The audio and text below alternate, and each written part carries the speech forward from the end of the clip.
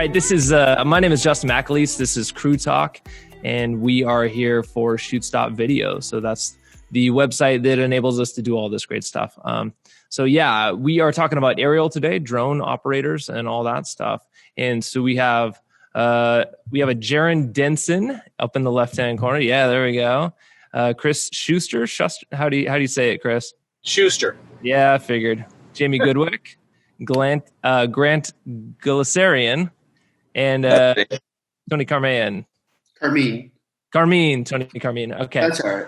I have not been able to do my homework today. Sorry about that, guys. No anyway, super psyched to have you guys on the show today and to be able to talk about, what we do in the sky and sort of how it's evolved over the years, how complicated it was for a while, certainly, and how it's sort of getting easier and complicated at the same time. At least that's my experience.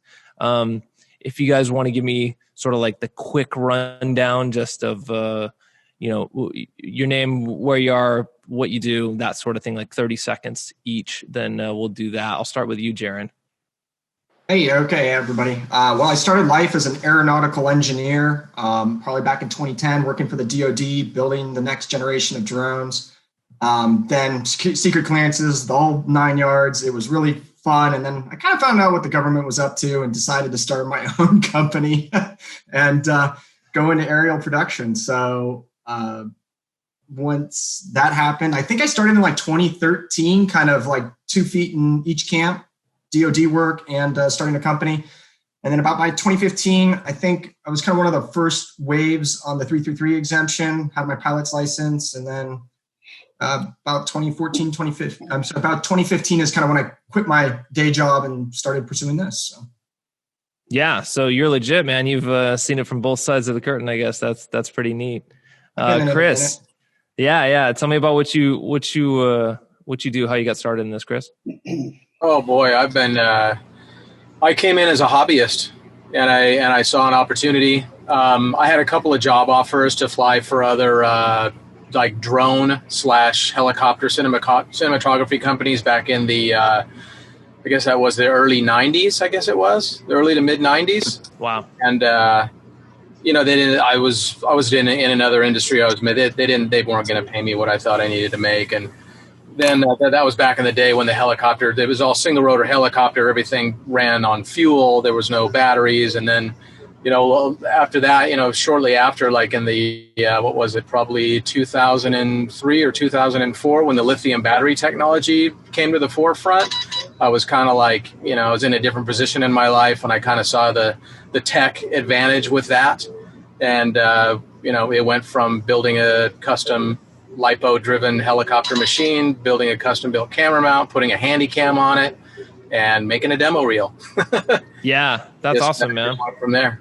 Yeah, it's crazy how much this stuff has evolved over the years. And, just like you're saying, how much battery technology really is the linchpin for a lot of that stuff. It's pretty remarkable. We have, we were doing a shoot at a studio the other day, a couple days ago, and the person running the studio was like, "Hey, I have these presents for you." She had clearly gotten them from a previous client. There was a bunch of them. Anyway, these little tiny drones. They're like literally that big. It sits in the remote. There's like a little hatch for it, and it's like a postage stamp. It's incredible what they can do these days and how small it is. And it still flies. I mean, it's pretty nuts. Jamie, tell me a little bit about yourself. I'm kind of the outlier. Everyone's down in LA. I actually relocated to Portland, Oregon from San Diego 4 years ago. And when I moved up here, I kind of saw an opportunity for drone because no one was really doing it in Portland and offering that kind of high grade aerial service. So started Portland Drone 4 years ago and been really fortunate to kind of be the go-to provider in a very small market, but still offering, top grade stuff, Netflix, HBO, really whoever's coming into town. Nice. Yeah, that's cool, man. There's definitely, we'll get into that a little bit more later, but the difference between the very top end and sort of low end, the lowest end, there's a difference there, but top end and middle end, it's sort of hard to tell sometimes. And I think that's happened within other types of cameras too, just normal video production, but we'll definitely get into that a little bit more. Grant, tell me about yourself, man. Yeah. The journey started with actually film photography in high school, and just kept growing with that, and led to video and digital film or digital photography. And then back in 2014, I started flying a Phantom with a GoPro camera, and everything was separate. The technology was way different from what it is now, and just kept growing with that. And slowly but surely, I kept getting calls by clients to start doing aerial work. And it's led to where I am today, and I couldn't be happier. Yeah, that's cool, man. It's we all take a different route to get where we want to go, hopefully, and then once we get there, we find out we want to go somewhere else. That's the genesis of every story, right? Every movie you've ever seen, right? You finally get what you want, and you realize it's not what you wanted after all. So yeah, it's cool to hear everyone's story. Tony, hit me up. What's up? Name's Tony Carmine. I'm one of the original founders of a company called Aerial Mob. I'm actually business partners with Chris Schuster. We complement each other very nicely. I'm an outlier in the fact that I don't fly drones. I have flown a little bit, but I'm more the business. I run the business side, handle all the clients, producer, that kind of stuff. Original founder of Aerial Mob a little over 8 years ago. Chris's company called Vortex Aerial and Aerial Mob, my company, were part of the original 6, if you will, that wrote the 333 exemption. Wow. Originally. We became friends over the years, and actually kind of strategic partners in the last couple of years, sharing crew, sharing ideas, that kind of stuff. Even though we were competitors, we call ourselves frenemies. We're friendly with a lot of competitors. We still can. We always talked about, maybe one day it makes sense to put the two companies together. And August 1st of last year, we merged the two companies. Two brands are still intact because those are the forward-facing brands of the industry. Sure. All the studios know us. But no, Chris owns the operations side. I run the business side, and we've grown a nice little company, and glad to be a part of this panel. Yeah, that's neat. The more time I spend in production, the more I realize how important having those friends within the industry are, and keeping friends with as many people as you possibly can, as many companies as you can, and trying to go at it together. I think there's enough work around there for the people that are capable of doing that work, whatever that happens to be, that it's best just to make friends and try to keep those relationships. That's how I've always operated. Jaron, tell me, for someone out there today who maybe just has, a $500, $200 drone, something like that, get something for Christmas. Tell me a little bit about how to get up to a level of being able to get paid to shoot something. Oh, geez. It's practice and muscle memory, I would say. If I had to give any advice to people who are starting out, I'd actually say find a friend and start flying with a friend, and probably buy something that you can afford and start flying dual op, because anything in Hollywood, anything that's high level, it's all got to be dual op. And the problem I have when I tried to hire pilots in the past, they've been they've been stuck with their head in the monitor the whole time. And then I ask them to go ahead and film with another person, and they can't keep their eye on the drone and, fly third person. They can only fly in the hood, which presents problems on some rigs. And so I kind of just tell people to start getting used to flying third person a lot. So if you got a $500 drone, that's a great one to practice FPV on. And it's also a great one to start practicing third person view, which is just looking at the drone and flying it as if you're looking at it, not trying to fly it through the camera. And then partner up with somebody, get something that can, has independent camera control from the drone, so you can start understanding those moves. And really, I think a lot of it comes from, people ask me, it's like, well, anybody can fly a drone. And I fully agree. I can teach anybody to fly a drone in less than 10 minutes. But, I can also teach somebody to drive a car in 10 minutes, but not everybody can, win the Indianapolis 500. So, and then plus, set etiquette's a thing too. So there's a few facets, but that's my best advice to somebody getting started. Yeah, that's a good point. And I've always been, the main one I started out with, Inspire One. I haven't been around as long as most of you guys doing it, but I much prefer flying with two people. If I can just keep my eye on the drone and I'm only paying attention to that, basically, I prefer that way. And I think that 99 times out of 100, the better shot is when there's two people and when I'm able to have them helping me and they can point and I can move, and that works best for me. So yeah, I'd fully agree with what you're saying. It's best to be able to at least be comfortable with a dual operator situation. Absolutely. Anything high level, that's what it's going to be at. Also, too, my camera operator is my business partner. I've been working with him exclusively for 7 years. So me and him have 7 years of we don't like have other crews where we like mix people around. We get people set up and we keep them together because you develop synergy over time. And, he knows what I'm thinking and I know what he's thinking. So if you're really serious about it, that's my best advice. Start doing dual op as soon as possible. Yeah.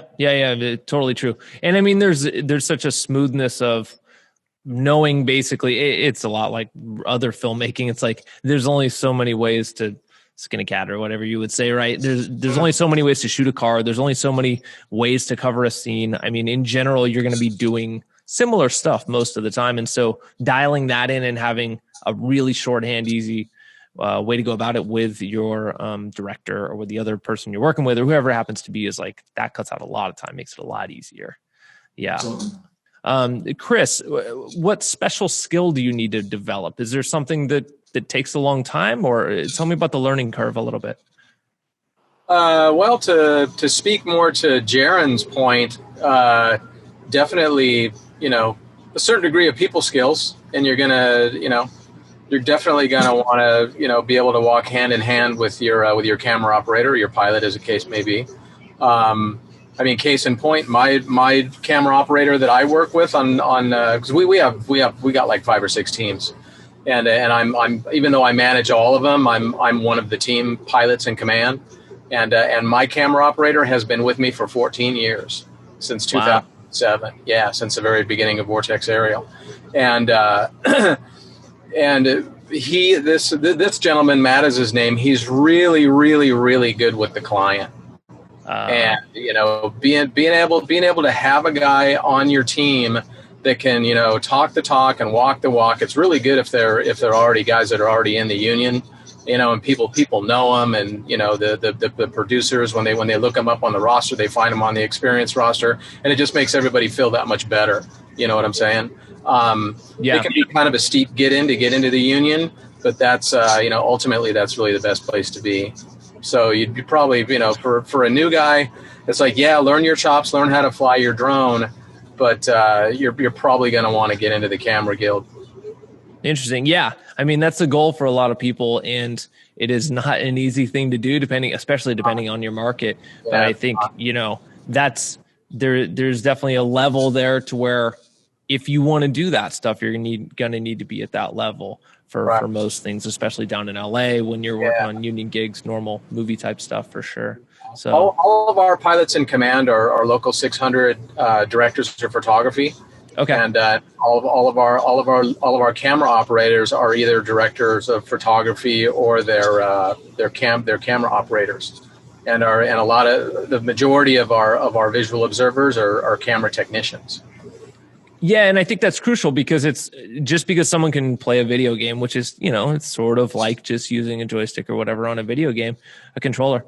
That doesn't mean that you know what a good shot looks like. I mean, those are two completely different. Back to Jaron's point. Yeah, exactly. You still got to be able to frame. Like composition is the main thing that you're worried about, and obviously exposure and white balance and other things like that, depending on how much you're setting. But that stuff's crucial. And if you don't have just getting someone who can point really well doesn't mean a whole lot if they don't know what they're trying to point at. So yeah, that's definitely my experience as well. Hey, Jamie, tell me what's the difference between a regular drone and a FPV drone? What are we talking about there? Yeah, of course. And I'm actually curious to see what the guys in LA are doing with the FPV drones. But I don't know if you call it a regular drone, but the drones we're flying, might be dual op. Quadcopters up to 8 blades kind of going up there, and then the FPVs are the ones you're throwing. For people that see drones from a further out range, you're putting the thing over your face and you're flying it kind of like a roller coaster, almost, if you will, getting that kind of roller coaster footage of where you're going. So I'm actually just starting to get into that whole Cinewhoop.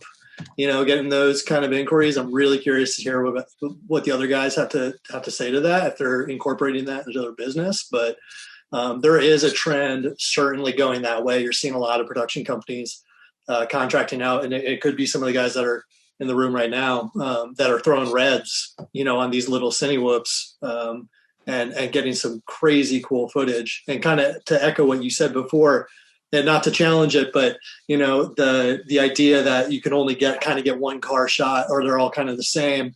That's where the whole FPV thing is kind of coming in and changing up that play. There was a car commercial. It's possible one of these guys shot it, that I saw this morning. It was a Cinewhoop that literally was flying at the car. Car was coming straight at it, and then it rotated 1080 and flew into the back passenger window while the car was driving to look into the dash. Yeah. Crazy shot. So I think one of the crazy things about drones is you're starting to see productions replace things like dollies and much larger pieces of equipment with, very affordable, high quality drones. So while there might be this perspective where you're flying at 400 feet and that's all drones do, it's like totally the opposite, because some of the best shots you're going to get are 5 feet above the ground, So it's exciting. I know that kind of branched off a little bit. No, that's okay. I mean, does anyone else want to speak to that? Describe to us sort of what he's talking about in a little more layman's terms with Cinewhoop, that sort of stuff.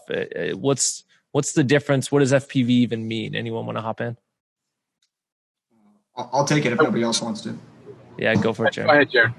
Okay. So FPV means first person view. So basically what people are doing is they're building these racing drones that are small in form factor, and they're attaching cameras to them with most times no stabilization. So you have a very small form factor, which is very, very quick and very fast. They have usually really low run times. And what somebody does is they literally sit there with goggles on, and all they see is what the drone sees. And then usually the camera is fixed in such a position that kind of what they're seeing through the FPV is kind of what the camera is seeing. And then in post, they go ahead and stabilize it and do whatever they need to do. I've seen some with little gimbals on them that maybe have a roll and pitch axis on their gimbals, but most times they're kind of fixed. To me, we did a little bit of it. It's not my thing. To me, it's very, I don't know. I don't want to sound dogmatic. It's just very spastic in nature, and shots are like very quick and they're very fast. And I can't really wrap my head around it too much. I like things that are cinematic. I like things that, are fast, but a lot of what I see, I worked on like Formula Drift, which is all like racing stuff. And there's this guy, I can't remember his name, something FPV, Johnny FPV. Very, very talented guy, can fly all around a car, but it's just like, after watching it, I kind of feel dizzy. But it has a place. And a lot of car shoots I'm starting to show up on, they have our team and then they have an FPV team. Oh, okay. So it would be a dual situation.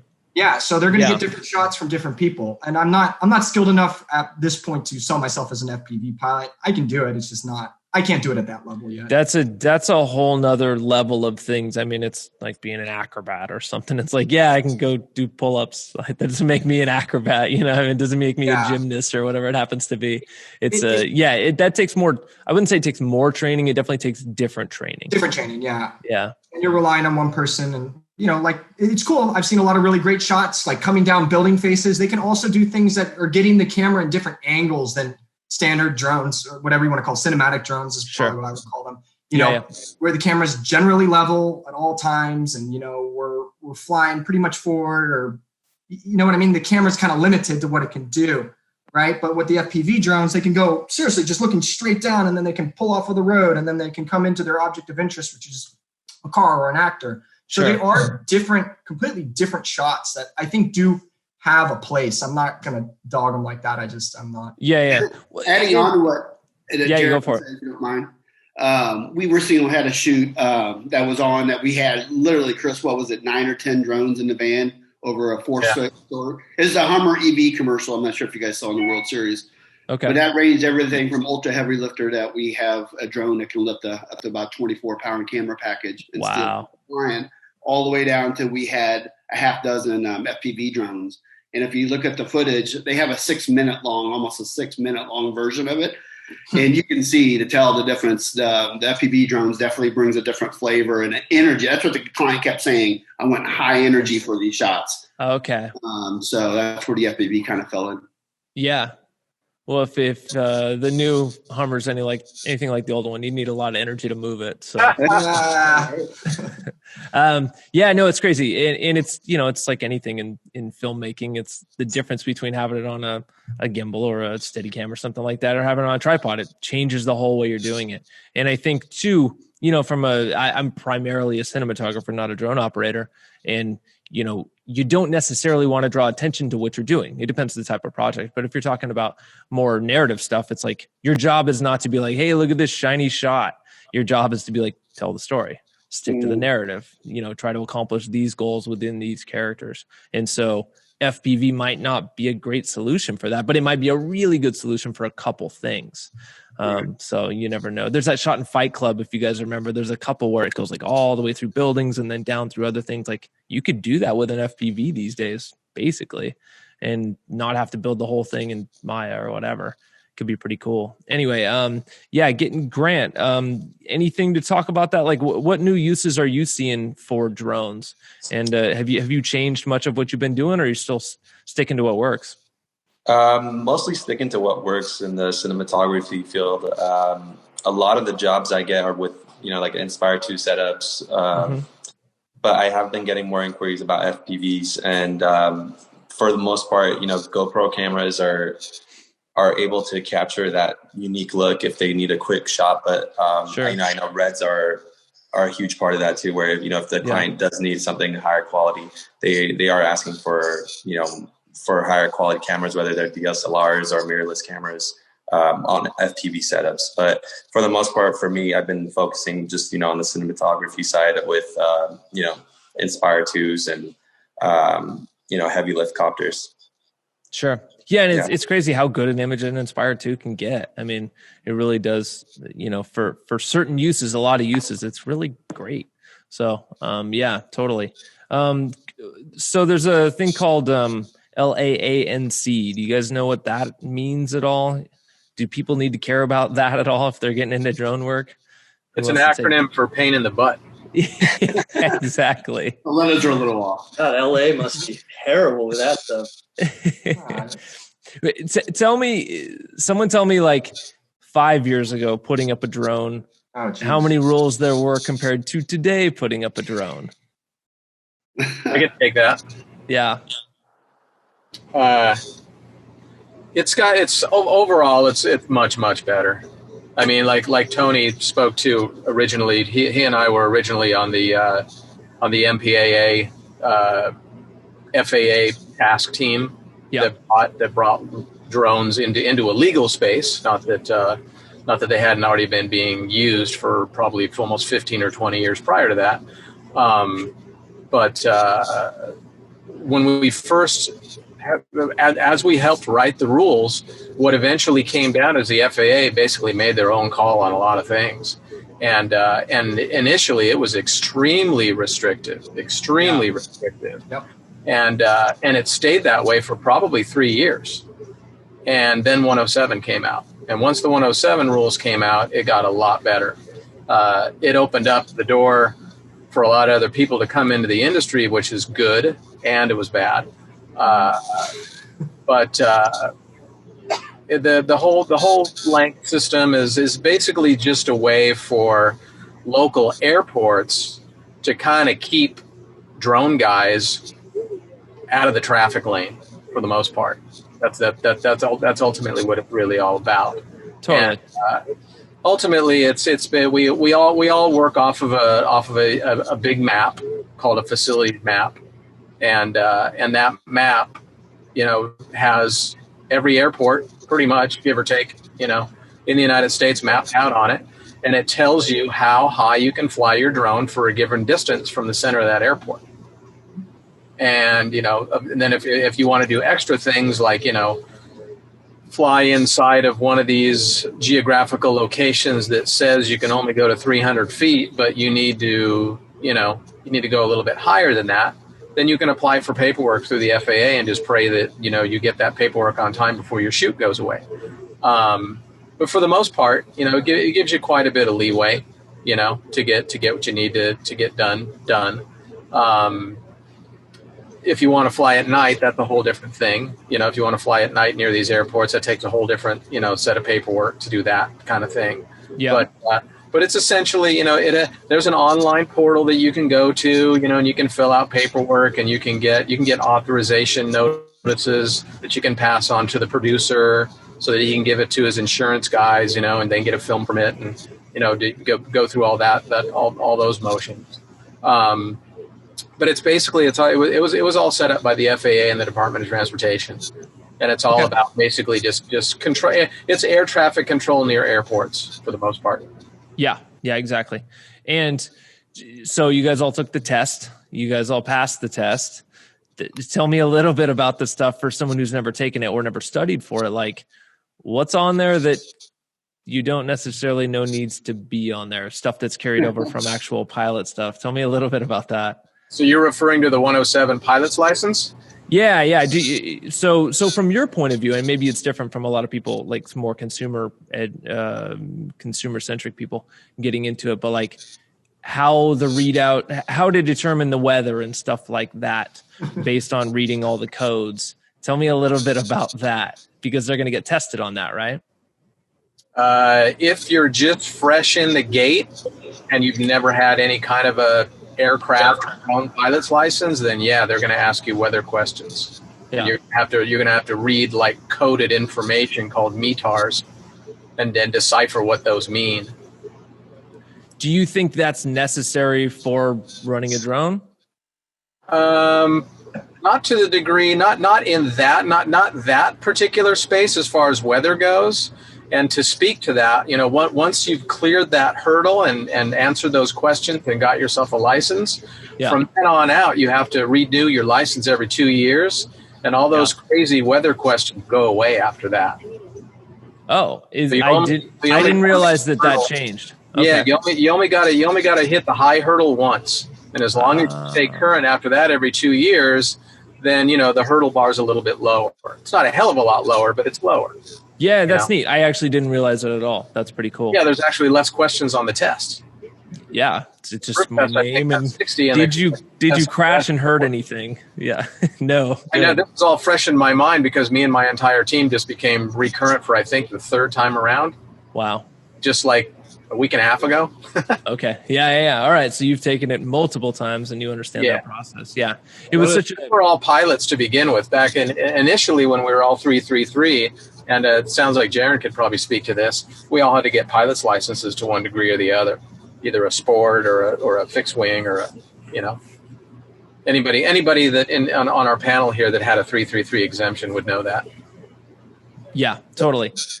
What we'll get a little more general for a second. Like what do you think people overuse or underuse drone footage? I imagine you guys have a vested interest to say underuse or something, but give it to me straight in productions these days. I think kind of going back to your role in cinematography and where the drone plays in that role, you're seeing a lot of Netflix shows that do use it a lot as establishing shots, but you're also seeing a lot of shows not even touch them because maybe it's not fitting in with their storytelling. And, when you start to produce something like that, the conversations are coming in. It's like, do we even need aerials for this shot? I think the cooler application rather than the 400-foot application, like I mentioned before, maybe where you're getting establishing shots and all that, is those cool tracking shots where maybe you're, recreating a golf cart or something or a dolly or whatever. And those are the type of applications that I think drones are useful for replacing right now. Yeah. And I think it's probably a situation too. It's like, they've always said when there's good CG, you don't realize it's CG. And, David Fincher, I remember watching the stuff of Gone Girl or what was it? Wall Street. Wolf of Wall Street. It's like there was so much stuff that was just fake, and you would have never thought it because, like, why would you fake that? A lot of that stuff, and so drones are probably getting a little bit more into that situation, like you guys were talking about using them for dollies or whatever. It's like you didn't even realize that was a drone, but it was the best way to do it on set. So it's not showy, but it still works. Anyone else want to weigh in on that? Yeah, one of our biggest challenges in the early years, going back 5-6 years ago, just right after the 333 exemption, was not only getting the studios and production companies comfortable with the regulatory and what you can and can't do in terms of the FAA compliance. But the second wave, and Chris and I have many conversations over the years about this, is the creative people. Because first thing people think, oh, you replace a helicopter. Well, not really. That couldn't be further from the truth. Do we do helicopter shots? Yes, but we're limited to 400 feet. And my mantra for the last 5 years is trying to get the directors to realize how you use this. And you can see the light bulb go off on set all of a sudden. And like somebody alluded to, you can get dolly shots, crane shots, jib shots, Russian arm car shots. You can combine them all into one shot. And we're just seeing in the last 2 years where directors say, oh, I get it. Hey, guess what? We don't need that Russian arm car that day after all. And it's a multi-use tool. Yeah. And it took a while, again, for the creative. And it's not like it's done. It's life. In life, nothing's really done. You're always just kind of get better. But the point being that the creatives in the industry are really starting to get a handle on, okay, wow. And we're doing it. Somebody you had mentioned, Justin, about using drones for, different VFX kind of work. We're doing a lot of plate work as of late. But yeah, the multi-uses, it was something that, again, we had to educate the community a little bit for the first few years. Totally. And have you guys done, done real estate stuff very much? We never did. Chris, did you ever? Actually, when Vortex Aerial first got started, it actually, Vortex Aerial had actually been in business since, like 1996. Whoa. Way back. And when I got on board, all they were doing was realtor stuff, and they were taking photos. And I brought the video element into it and got it all going that way. And then as things started to go, I just bought everybody out and went off. I didn't share a vision with them. I'm just like, you guys don't know what you're doing. You're still back in the Stone Age with realtors and stuff. Here's X amount of dollars. Just give me the name and the branding, and I'm out of here. And it just went from there. Interesting. Yeah, we used to go do the real estate thing. Yep. Yeah. He used to pay the bills. And there's no shame in that. It's interesting. If you knew what we were charging, there was no shame in it. We were charging a lot more than they're paying now. Yeah. I think some people see it like shooting weddings, as a videographer. That's sort of something that some people have to deal with, and they are like, never again. And then some people, make a living out of it, and that's great. But it's interesting to see how you guys all get to where you are today. What a couple of you? Well, for one thing, we are gonna do a $50 gift card giveaway at the end. That's B&H photo gift card at the end of the show today. So that'll be fun. And until then, so hang out for that. But until then, Grant, tell me what's some of your favorite footage you've gotten. What's some of the best things you shot?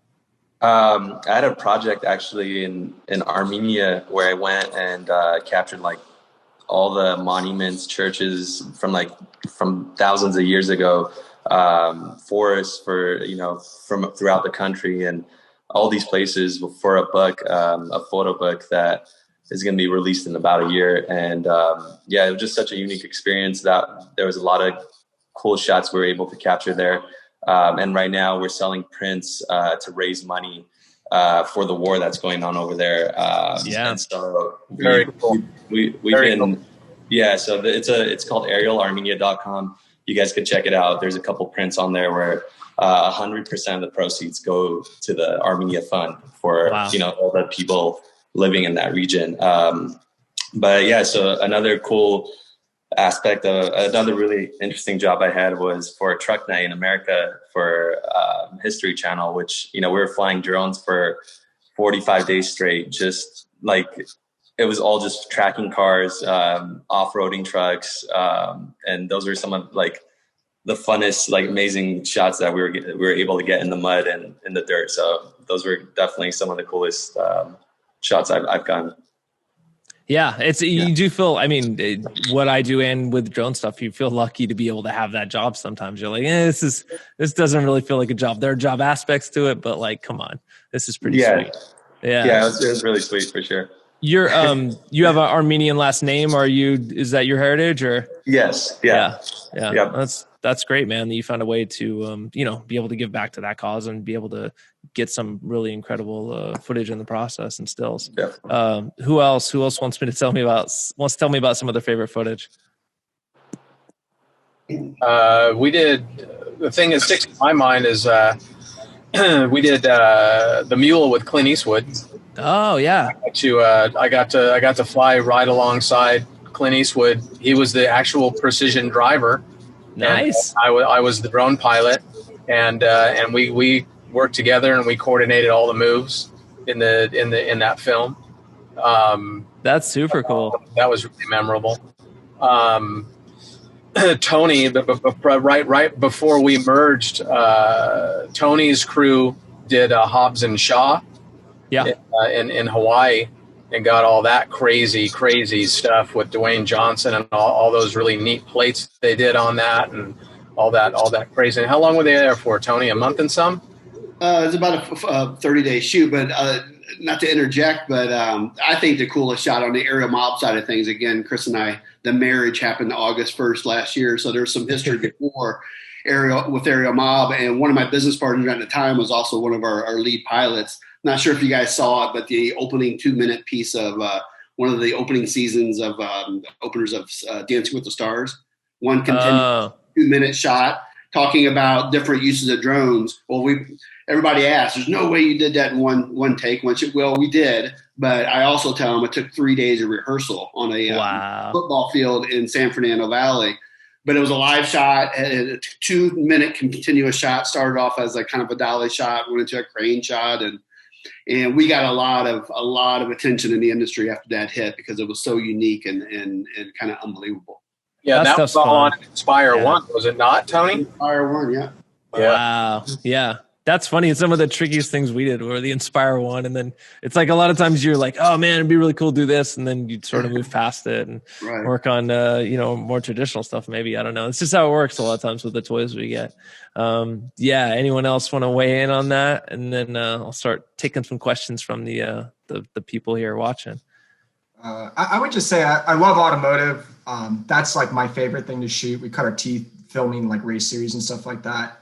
And one of the things that we just did was with Ferrari, and obviously the commercial hasn't dropped for it.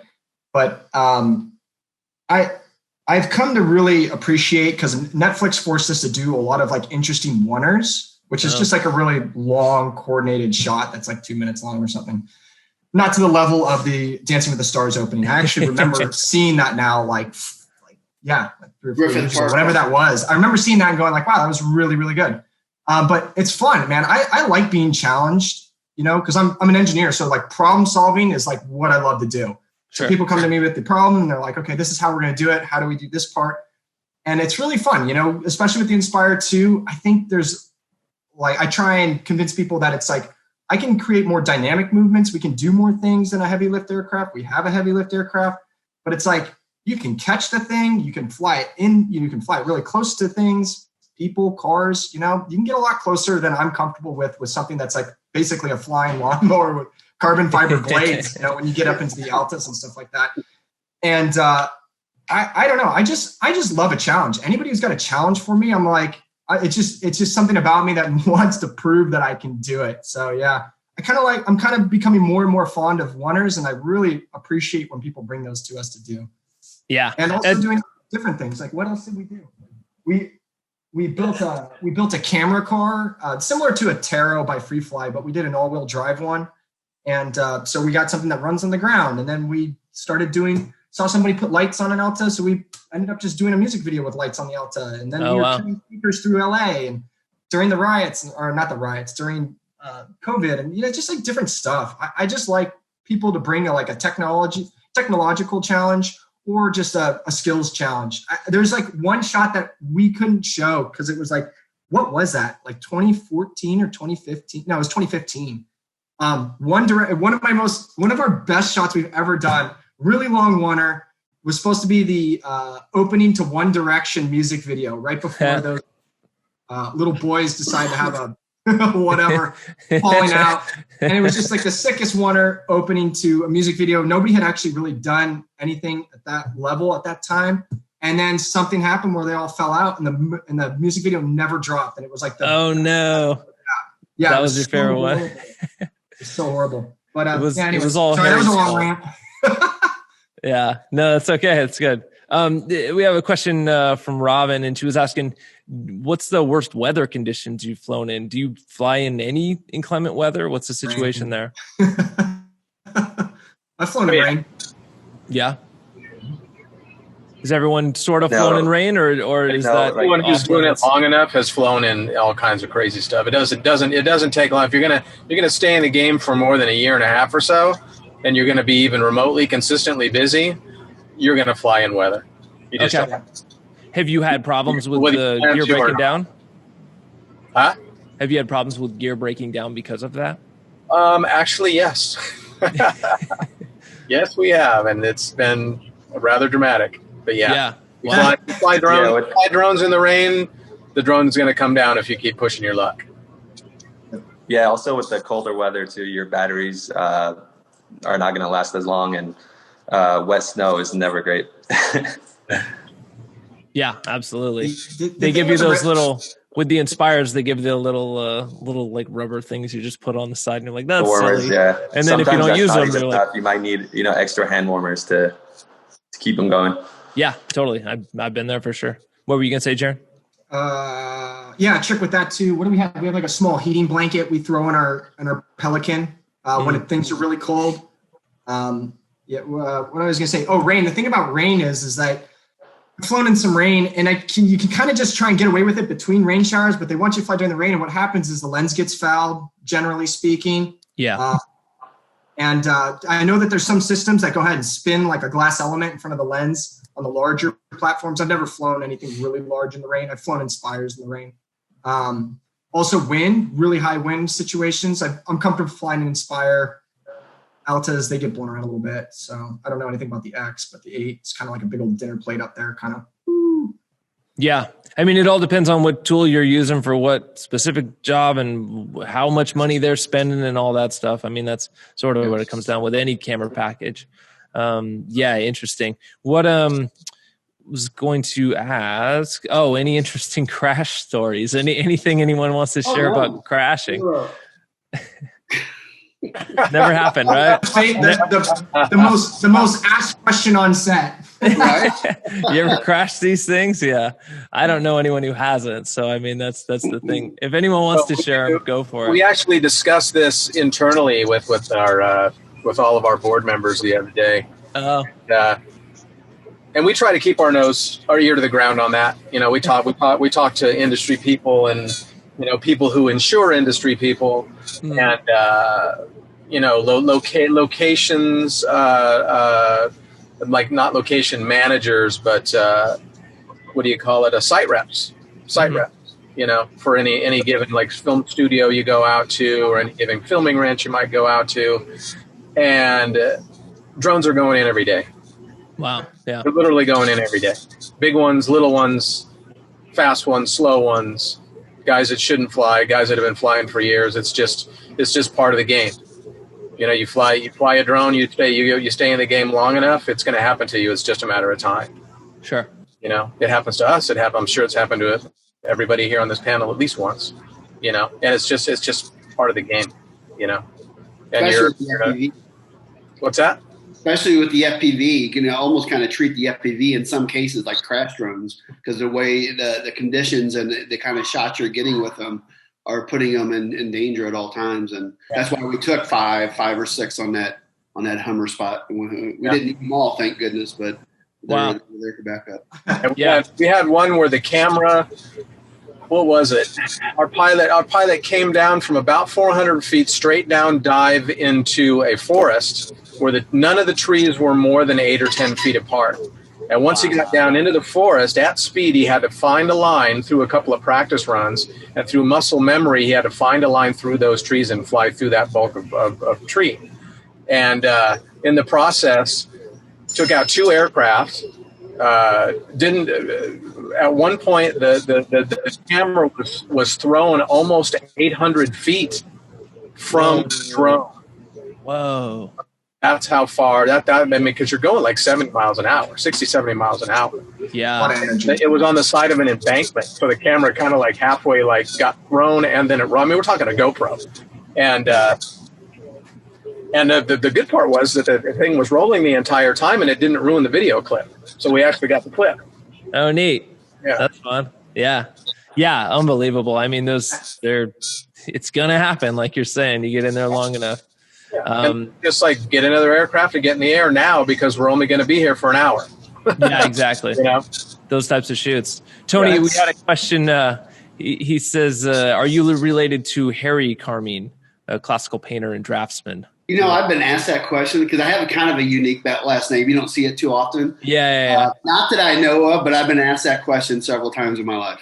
Interesting. Must be a famous guy. Harry Carmine. I'm going to write that down. I got to look at it. There's a question here. How do you match the exposure and color tone of the drone footage with the rest of the footage taken by a more advanced ground camera? Don't know if that's the question for these guys. I think most of the people on this panel are probably running fairly high-end cameras, or at least things that could match pretty well. One thing that I would say when I used to run a Inspire 1 is a lot of what we had to do is actually make the footage softer, because it has like built-in sharpness that's way different than what you would get on a Red, which is what the rest of the footage we're matching was. So, shooting at log to where you have a lot of information there to mess with, and then also usually just making it softer. That helps a lot because most cinema cameras are not over sharpened. They're just very high in resolution or apparent resolution. So that's what I would say. Anyone else have ideas about that? I think that the first. Go ahead, Chris. Okay, thanks. We always ask in advance, like what the hero camera is going to be. Yeah, we'll try to recommend a camera that's going to match it as close as possible. Like typically, what we'll do is like if they're gonna shoot on any kind of an ARRI camera, we'll usually, believe it or not, we'll recommend the X5S camera. Oh, okay. We'll try to steer people away from the X7, but if they're going to shoot on a Red, we'll recommend the X7. Interesting. That's a resolution or just a look overall sort of thing? It's exactly. It's an overall look. We've done an umpteen, because we have all these cameras in house. Yeah. We've done an umpteen amount of real world tests. They're not pixel peep tests. They're tests where you're going to have to take this is daily stuff. That you're going to have to shoot people. They're going to have to hand it off. They may have to get it edited and put out the door the next day, and they don't have time to mess with it. So they need it to match as close as they can and do minimal bending and pushing on it. Every now and then you'll get the bigger job where they have time, but you'd be surprised that even like feature films, they don't have time to do a whole bunch of color correcting. They just don't. Gotcha. Especially when you're bringing a little popcorn drone camera into the mix. So we try to approach it from that angle. Gotcha. Another question here. Don't mind. We got a lot of questions today, so try to keep it moving. Do you see any use of drone for production location sound? This person says, I assume drone rotor noise will make the sound unusable, but I'm curious. That's from Navi. What do they do on set, guys, when you're trying to record sound? Make you land. Yeah, exactly. It's good. It's funny. We always on set, me and like the drone guys and the audio guys always have this funny, a conflict with each other, but it's always fun and games because they're always looking out for that drone sound and they could pick it up easily with their mics. So we always gotta wait for that. So it's a high noon shootout situation. They just see you coming down and they're like, "Oh, I see what's gonna happen."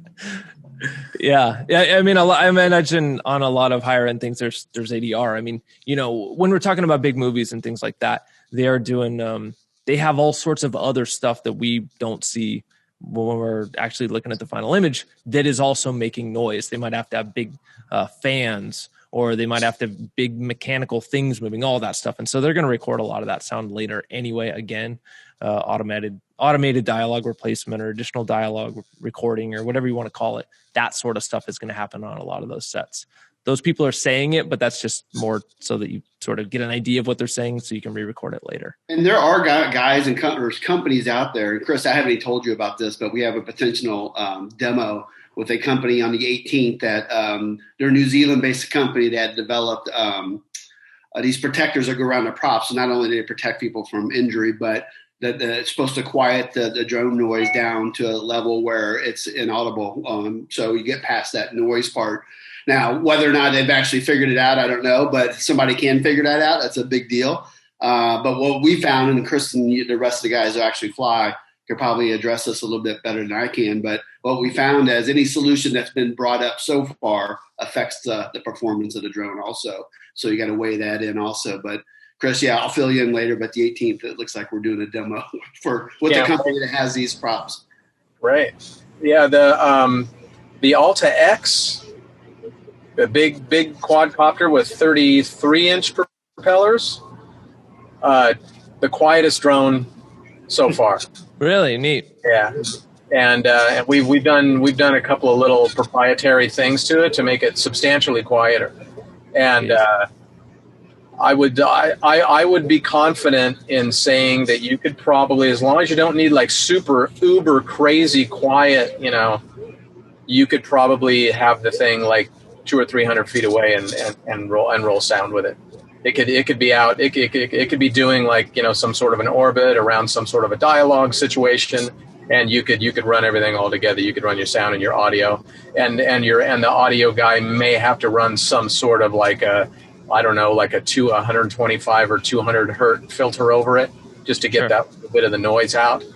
But it's and we've been experimenting. We got all kinds of customized stuff that we build in house, and we're pretty hardcore into like propeller technologies and stuff like that, because it's that's really where all the noise comes from, is from your propellers.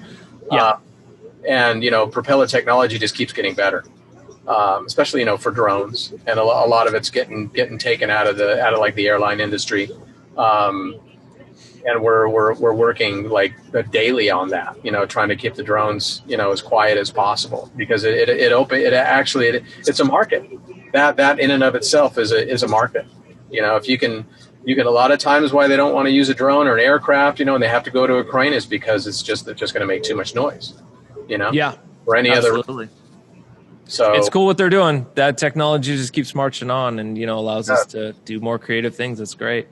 Jamie, got a question from you for you from Ryan. It says, how does living not in a major market affect your ability to get work, and how do you overcome that? How do you get work, man? How do you get hired? Yeah, it's we've been really fortunate. A lot of the naming conventions of our name. We just got Portland Drone as soon as we moved into town. So that alone with SEO has been amazing.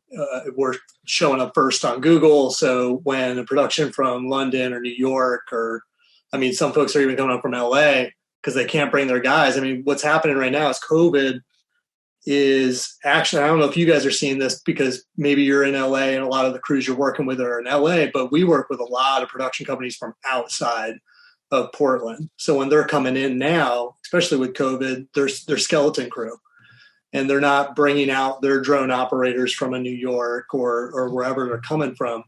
They're contracting folks in town locally. So I would hope, because our market is so small in Portland, that trend kind of continues even once COVID is passed, and they start relying on professionals in the markets that they're going into. Because not only is that great for for folks like myself, but it's great for the local economy too. So I'm sure these guys are like, of course he wants work to come in there and get him hired, because we've had productions from LA come up. But it's been really interesting, that dynamic right now, with these skeleton crews coming in, being able to be socially distanced and fly professionally. So the smaller markets, it's really just, what chunk can you get? You got to be professional. You got to go out and do the work. You got to be available. You got to be transparent. And, if there's anything that I recommend is integrity too. If you feel like you're a really good operator, business owner, and you feel like you can charge what you're worth, then do it. Don't try to undercut the market. Don't try to do anything like that, because you're only going to hurt yourself at the end of the day. Just be proud of the stuff that you're doing, and just continue to work hard, honestly, in the smaller markets. Seems like good notes for any markets. Yeah. Chris will second that. It makes sense anywhere you're working, even in a large market, I think. Sure. It must be hyper competitive for you guys down there. I mean, I'm sure some of you guys have probably taken jobs from each other, but alluding back to, the very beginning of this conversation, we're talking about drone pilots as a whole and being representatives in our community. I mean, we're all working together. There's forums, there's tons of, there's just been so much help that I've, reached out to forums personally, guys that are working in Boston or New York or LA or whatever. I mean, the industry as a whole, the drone industry, UAS industry has been just so great to be a part of. I feel like everyone's in it together. Everyone's working together. I don't think there's like too many people that you don't like. And everyone's just trying to help out, because at the end of the day, if it could take one pilot to screw everything up. So if we're not helping each other out in the interim, then we're just not doing the service that we should be doing for our industry. So, I kudos to these guys for being such great representatives of their industry down where they're at, but they're, part of a bigger picture too. And the drones, it's not going to stop. We got a lot, there's a lot of work coming for all of us. So for sure. It's great. And it's exciting. It's good to hear that you guys have a good community going and you feel inclusive and all that stuff, and trying to bring everyone up simultaneously that should be at that level. That's great. We are running real close to 5, so we're going to do the giveaway real quick. So how we do this is in the chat.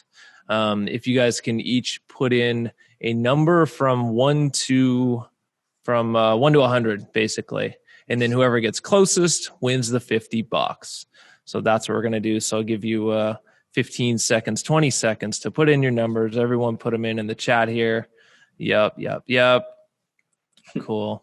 277s. Oh, man. I hope I don't get 77. That's going to mess everything up. I mean, why is everyone putting the same numbers? This is bizarre.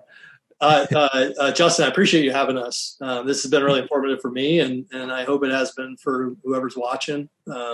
It's cool to see that everyone's doing well, amidst everything right now.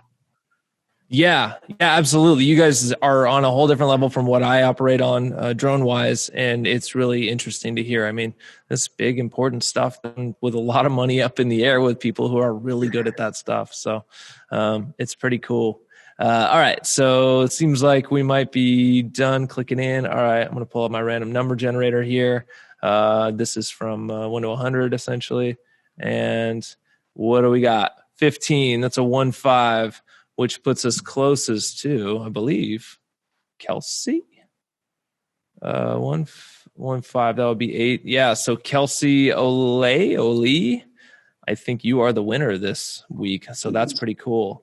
That's Kelsey with a 15. All right. So tell me, you guys fill me in with how to find you. How, if they want to get a hold of you, if anyone else wants to talk to you, because we had a lot of unanswered questions here because we ran out of time because we had so much to talk about. So Jaron, how do they get a hold of you? What do you think would be the best way to do it? I'm not, one thing I've done is I've done a disservice to my company by not engaging in social media. There you go. Visual media creators, but I can't stand it, man. I really can't stand social media, and it's such a disservice to me. Jay can just email you. No, your website is fine. Just your website. That would be Drone Tech, TECH, Ariel, spelt like if you're in America, Ariel, AERIAL.com. Okay, perfect. DroneTechAriel.com. And Chris? That's a Tony question. He's a marketing captain. Our website, we have 3 different URLs, but it all feeds to the same website. It's aerialmob.com or vortexaerial.com. That all feeds into the same website. Gotcha. That's a great website, man. That's pretty cool. I checked that out the other day. Thank you. I appreciate it. Thanks, buddy. What about you, Jamie? PortlandDrone.com. It's all one word, 1 D in the middle, PortlandDrone.com. 1 D in the middle? Yep, PortlandDrone.com. Good. Grant? It's flybyimagery.com, FLYBYIMAGERY.com. Very nice. I'm just putting these in the chat in case anyone wants to see it. And Tony, we already told us. Okay, well, that's it. If anyone wants to hit you guys up in any of those ways, they have that opportunity. And this has been the Shoots.video. A real quick plug, just because we didn't really get a chance to do that. Anyone out there who flies drones, who has any job in the video production industry, go to Shoots.video, set up a profile. It's how we personally, as Blair Media and the other people we support, that's how we hire people, is we find people on Shoots.video, because it's our own little Rolodex. And it's a Rolodex for a lot of other video production companies out there. So go make a profile, get some reviews on there. I mean, that's what's so great about it, is you can actually get people hired because of good reviews. And these guys are, obviously people that would get good reviews, and that's important within our industry. So that's that. We will, congrats to Kelsey for winning. And thank you guys so much for being on. A wealth of knowledge here that I had no idea about some of it, which is really pretty astounding. So I appreciate everyone's time, and yeah, take care. Keep yourselves safe in this crazy times we're having right now, the day after the election. And yeah, have a good one. Thank you. Thank you so much, Justin. Thank you, guys. Absolutely. Take care, guys. You might be looking at Shoots.video and thinking, so how does this all work? Is this about A, setting up the whole crew for me, B, just giving me options and having me handle it, or C, something in between? Well, it's D, all of the above. To put it simply, we're here to help you in any way that we can to get the crew and talent you need for your next production. We believe that every level of video production can benefit from a well-maintained list of qualified crew members for every position. This goes for pre-pro, on-set, and for post. Every project is different, so if you need a producer to help manage the decision-making process, then we can totally do that. If you're already a producer and want to build your own crew from scratch, then go for it. We're here to make your next production a success. And if you are crew or talent looking for producers that want you, then you've come to the right place. Sign up now, and also leave a referral for any solid people that you know that are already on here. Thank you for considering Shoots.video, and happy shooting!